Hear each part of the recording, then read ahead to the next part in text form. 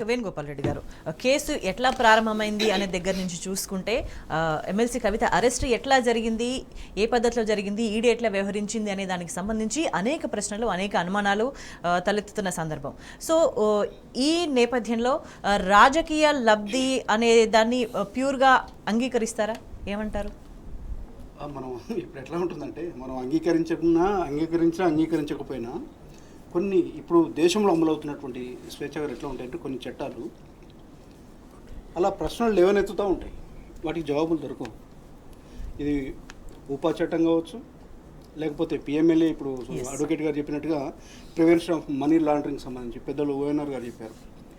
Money ఏడ ఉంది, ఏడ లాండరింగ్ ఏంది, దానికి సంబంధించి ఎస్టాబ్లిష్ చేసినటువంటిది ఏంది, మీ దగ్గర నేను, నా దగ్గర మీరు ఏదైనా అమ్ముడు కొనుడు లేకపోతే ఒక వ్యవహారానికి సంబంధించి ప్రభుత్వం దగ్గర ఏదైనా పని చేయించుకోవడానికి నేను ఒక సూట్ కేసు పట్టుకొని వచ్చి ఇస్తూ ఉంటే, పట్టుకుంటే ఏదైనా జరుగుతూ ఉంటే, లేకపోతే ఒక 10 షెల్ కంపెనీలు పెట్టి ఆ కంపెనీ ఇవాళ పెడతాం, ఒకే అడ్రస్లో పెడతాం, ఒక 100 కోట్లు అందులో పడతాయి. 10 రూపాయల ట్రాన్సాక్షన్ ఉండేది 100 కోట్లు పడతాయి. ఆ 100 కోట్ల నుంచి ఇంకొక దానికి ట్రాన్స్ఫర్ చేస్తూ ఉంటాం. అక్కడ మనకి ఏంటి, మనీ లాండరింగ్ అనేది కనపడుతూ ఉంటుంది. పోనీ ఇంత పెద్ద కేసుగా చెప్తున్నటువంటి లిక్కర్ స్కామ్ అనేది ఇంతగా చెప్పి ఇంత పెద్ద వాళ్ళను ఇన్వాల్వ్ చేస్తూ ఉన్నారు కదా, మీరు పట్టుకున్న మనీ ఎంత? మీరు కేజ్రీవాల్ను టార్గెట్ చేయాలి, లేకపోతే యాప్ను టార్గెట్ చేయాలని చెప్పి ఢిల్లీలో మొదలుపెట్టి మనీష్ సిసోడియా దగ్గర నుంచి పట్టుకొచ్చి అదే అరెస్ట్ కాకముందు నన్ను పార్టీలో చేరు, ఇంతమంది ఎమ్మెల్యేలను పట్టుకరా, నిన్నే ముఖ్యమంత్రి చేస్తా అని చెప్పి నన్ను విచారణకు రమ్మని చెప్పి వేధిస్తూ ఉన్నారు అని చెప్పి బహిరంగంగా మీడియా సమావేశంలో చెప్పాడు. నేను సావనైనా వస్తాను కానీ నేను ముఖ్యమంత్రి పదవి కోసం నా మనసు చంపుకొని ఇంకొక పార్టీలో ఏరి నేను పదవి తీసుకున్నాను అని చెప్పి మనీష్ సిసోడియా ఓపెన్గా చెప్పినటువంటి స్టేట్మెంట్ ఒకవైపు. ఇది ఒక కేసు. నిన్నటికి నిన్న ప్రొఫెసర్ సాయిబాబాకు సంబంధించినటువంటిది ఊపా చట్టం, అడ్వకేట్ గారు ఇక్కడే ఉన్నారు. అది కూడా ఒకటి అస్త్రం. ఇవాళ మీరు, నేను, ఓఎన్ఆర్ గారు, అడ్వకేట్ గారు ఏదైనా మాట్లాడితే ఇప్పుడు మనం ఇంటికి పోయేలోపు మన ఇంటి మీద దాడి చేయొచ్చు, నోటీస్ అవసరం లేదు, ఇంట్లో వాళ్ళు వేసుకోపోవచ్చు, మనం వేసుకోపోవచ్చు, ఏదైనా చేయొచ్చు. ఎందుకంటే చట్టం అట్లా చెప్తా ఉంది. ఇదివరకు టాడా కేసులు అవి ఇవన్నీ పెట్టి ఎట్లయితే చెప్పారో, ఇంకా రేపు ఇంకొక అరెస్ట్ చూసేవాళ్ళం తెలుసా మీకు? అది ఇవాళ కనుక బీఆర్ఎస్-బీఎస్పీ పొత్తు ఇక్కడ కనుక విచ్ఛిన్నం కాకపోయి ఉంటే ఇమ్మీడియట్లీ మాయావతిని అరెస్ట్ చేసేవాళ్ళు. ఇక్కడ పొత్తును మీరు తెదదింపులు చేసుకుంటారా బీఆర్ఎస్ తోటి లేదా అని చెప్పి ఎప్పుడైతే మాయావతి మీద ప్రెజర్ తీసుకొచ్చారో, మీరు ప్రెస్ మీట్ పెట్టి ఇది అనైతికం, మేము బీఆర్ఎస్తో కలిసి పోవట్లేదని చెప్పి ప్రవీణ్ కుమార్ నువ్వు చెప్తావా లేదా అని చెప్పి ప్రెజర్ చేస్తే, నేను ఒక మాట కట్టుబడి ఉన్నాను, నేను ఈ పొత్తు నుంచి కాదు కదా, నేను అవసరమైతే పార్టీ నుంచి బయటకు పోతాను కానీ నేను నా అభిప్రాయాన్ని వెనక్కి తీసుకోలేను అని చెప్పి అతను ఇంకోటి కూడా ఏం చెప్పారు పెద్ద మనిషి, ఇక్కడ రాజ్యాంగానికి సంబంధించి ఏదో ప్రమాదం చేయబోతూ ఉన్నారు వీళ్ళంతా, బలహీన వర్గాలు బడుగులుగా ఉన్నటువంటి వాళ్ళంతా కూడా ఏకమై కేసీఆర్ లాంటి వాళ్ళతోటి మనం కలిసిపోయి ప్రధానిని కాదు వాళ్ళ తాతనైనా సరే హెచ్చరించేటటువంటిది, ఎదురు తిరిగేటటువంటి వ్యక్తితో కలిసి ఉంటాం కాబట్టి అది వాళ్ళకు ఇష్టం లేక ఇలా విచ్ఛిన్నం చేస్తూ ఉన్నారని చెప్పి ఆయన చెప్పినటువంటి పరిస్థితి. అంటే ఈ దేశంలో టాడాకు సంబంధించి గతంలో ఎలా అయితే భయపడ్డామో, నిన్న ఊపాకు సంబంధించి ఎలా అయితే చేసామో, ఈరోజు పిఎంఎల్ఏ కేసుకు సంబంధించి ఎలా అయితే చేస్తామో, ఇవి ఈడీ అనేటటువంటిది ఇలాంటి అన్ని సిబిఐ ఈడీ అనేటటువంటి అస్త్రాలుగా పెట్టుకొని ఈ దేశంలో ఉన్నటువంటి ప్రాంతీయ పార్టీలకు సంబంధించి ఎక్కడైతే బలంగా ఉంటాయో మొదటగా ప్రాంతీయ పార్టీలన్నింటినీ కూడా విచ్ఛిన్నం చేసుకుంటూ వాటిని అన్నింటినీ కూడా దెబ్బతీసుకుంటూ, ఇప్పుడు కేసీఆర్ గారు అసెంబ్లీ ఎన్నికల కంటే ముందు ఒక సమావేశంలో చెప్తూ వాషింగ్ పౌడర్ నిర్మా అనేది చెప్పారు. వాషింగ్ పౌడర్ ఈ నిర్మాలో నానబెట్టి ఉతికి ఆరేసిన తర్వాత నిన్న మన పనికి మాలినటువంటి వాళ్ళు ఉన్నటువంటి వాళ్ళు బీజేపీ కండువా కప్పుకోగానే ఎలా తలతలలాడారు దేశవ్యాప్తంగా. ఒక పేరా 2 పేర్ల సుజనా చౌదరి నుంచి మొదలుకుంటే ఎన్ని పేర్లు మనం ఇక్కడ తీసుకుంటా ఉంటే, అంటే అప్పటి వరకు దాకా ఇక్కడ తెలంగాణలో తప్ప దేశంలో చాలా చోట్ల ఇది ఇంప్లిమెంట్ జరిగింది, కానీ ఇప్పుడు తెలంగాణలో అవకాశం వచ్చింది అని బీజేపీ భావిస్తుంది అనుకోవాలా?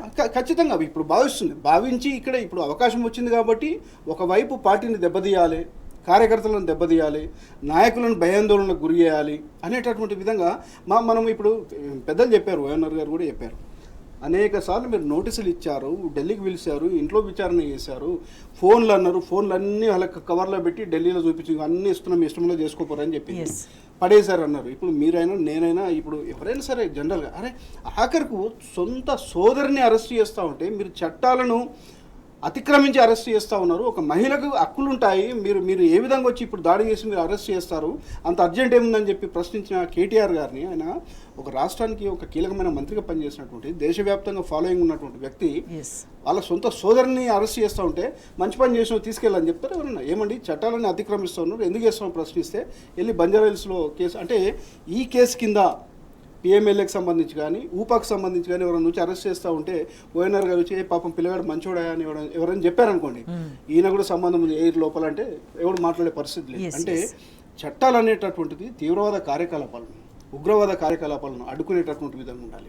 ఆ దిశగా వెళ్తే ఎవరైనా సరే భయపడేటటువంటి విధంగా ఉండాలి. దురదృష్టం ఏంటంటే ఏకంగా రాజకీయ పార్టీలకు, నేతలకు వాళ్ళందరినీ చెప్పు చేతుల్లోకి తీసుకోవడానికి, అధికారాన్ని దక్కించుకోవడానికి, వ్యతిరేకించేటటువంటి వాళ్ళని లోపల పడేయడానికి ఇన్ని సంవత్సరాలు లోపల పెట్టినటువంటి ప్రొఫెసర్ సాయిబాబా గారికి ఈరోజు జాతి ఏం తిరిగిస్తుంది? అతను మంచిగా చెడా ఏం మనం చెప్పట్లేదు. పెద్దలు ఇందాక చెప్పారు ఓఎన్ఆర్ గారు, మీరు దర్యాప్తు చేసినప్పుడు అడ్వకేట్ గారు కూడా చెప్పారు, ఈరోజు ఢిల్లీలో వేసినటువంటి రౌస్ అవెన్యూ కోర్టులో వేసినటువంటి డాక్యుమెంట్లో కవిత గారి తప్పు చేశారు, మా దగ్గర ఉంది ఒక డాక్యుమెంట్ ఉందని చెప్పి చూపించేటటువంటి పరిస్థితి ఉంటే మళ్ళీ వాళ్ళు కూడా తప్పు చేశారు కూడా జైలుకి వెళ్ళనియండి అని చెప్తాం. రేపు కూడా పంపండి, వద్దనట్లేదు.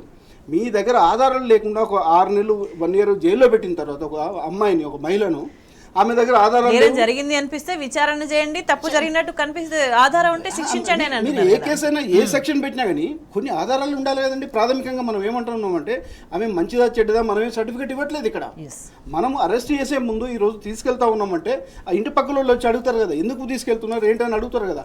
నువ్వు అడుగుతావు ఆయన మీద కూడా కేసు పెట్టారంటే ఏం దౌర్జన్యం, ఏంది ఇది కాదు కదా మనకు కావాల్సిన. ప్రజాస్వామ్య దేశము, ప్రపంచంలో పెద్ద ప్రజాస్వామ్య దేశం అని మాట్లాడుకుంటూ అంటే ఒక చట్టానికి, ఒక సెక్షన్కు ఇష్టానుసారంగా ఈ లెక్కను చూసుకుంటే రాజకీయ ఉద్దేశాలతోనే నిజంగా ప్రతి ఒక్కరు కూడా ఆందోళన చెందే పరిస్థితి వాతావరణం కనిపిస్తుంది. రాజకీయ కోణం, ఎన్నికల కోణం, ఇప్పుడున్నటువంటి పరిస్థితిలో ఎన్నికల కోణం.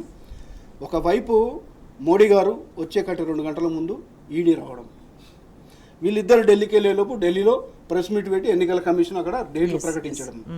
ఈ లోపు ఇక్కడ అంతా ఎన్నికలకు సంబంధించి ఎవరు బిజీలో వాళ్ళు ఉంటారు. ఇంకా ఎందుకంటే పార్టీలన్నీ బిజీగా ఉంటాయి. ఒక కూటమిగా ఏర్పడడం కానీ, ఒక 10 గొంతుకలు కలిసి వెళ్ళి ధర్నా చేసేటటువంటి పరిస్థితి కానీ, ప్రశ్నించేటటువంటి పరిస్థితి కానీ, ఎన్నికలు కూడా వచ్చేస్తుంది కదా. అంటే ఆమె జైల్లో పడేసేసి అంటే సంఘటనలన్నీ కూడా డాట్ కనెక్ట్ చేసుకుంటా ఉంటే ఒక ప్లానింగ్, ఒక ప్రణాళికాబద్ధంగా జరుగుతుంది అనేది మినిమం ఆలోచించే వాళ్ళకి ఎంతైనా అర్థమవుతుంది. ప్రజలకు కూడా అర్థమవుతుంది అది. ఎందుకంటే ప్లాంటెడ్ ఇది ఖచ్చితంగా కావాలని చేసినటువంటిది.